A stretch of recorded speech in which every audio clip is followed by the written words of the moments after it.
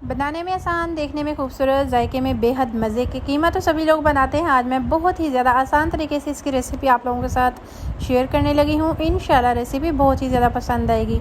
बिस्मिल्लाहिर्रहमानिर्रहीम। अस्सलाम वालेकुम। यहाँ मैंने ले लिया है 1 किलो बीफ का कीमा है। 2 अदद इसमें टमाटर जाएंगे जिनको मैंने कट कर लिया है दरमियान से। 1 मीडियम साइज़ का प्याज जाएगा। हाफ़ प्याली मेरे पास है लहसुन की। 3 से 4 अदद सब्ज़ मिर्ची हैं जिनको मैंने रफली काट लिया है।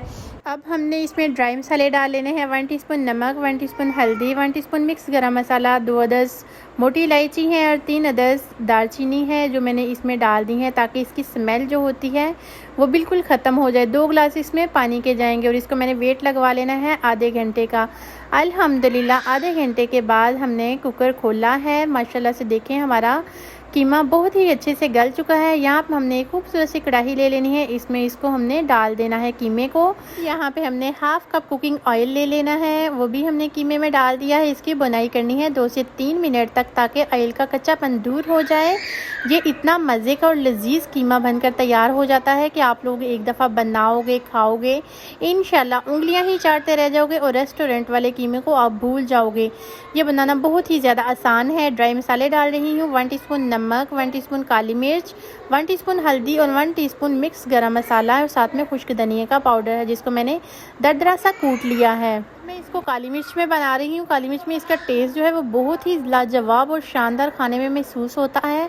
अल्हम्दुलिल्लाह अब मैंने इसकी बुनाई करनी है तकरीबन 5 मिनट तक ताकि ऑयल सेपरेट हो जाए और मसालों का कच्चापन भी दूर हो जाए। अल्हम्दुलिल्लाह 5 मिनट की बुनाई के बाद ऑयल बिल्कुल सेपरेट हो चुका है। माशाल्लाह से लुक देखें कीमे की कितनी ज़्यादा खूबसूरत नज़र आ रही है।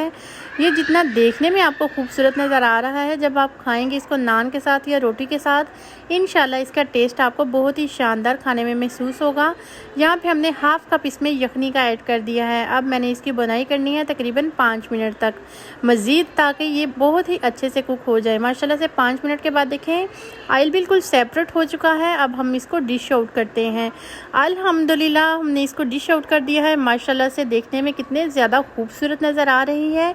अगर आप लोग इसको नान के साथ सर्व करेंगे या रोटी के साथ तो इसका टेस्ट इतना ज़्यादा लाजवाब खाने में महसूस होगा। उम्मीद है आज की रेसिपी आप लोगों को बहुत ही ज़्यादा पसंद आई होगी। अगर इस पॉइंट पर रेसिपी ज़रा सी भी अच्छी लग रही हो तो लाइक ज़रूर कर दें और अगर नूर्स किचन को सब्सक्राइब नहीं किया तो इसको सब्सक्राइब ज़रूर करें, बेल आइकन को ज़रूर प्रेस करें। ओके जी, अल्लाह हाफिज़।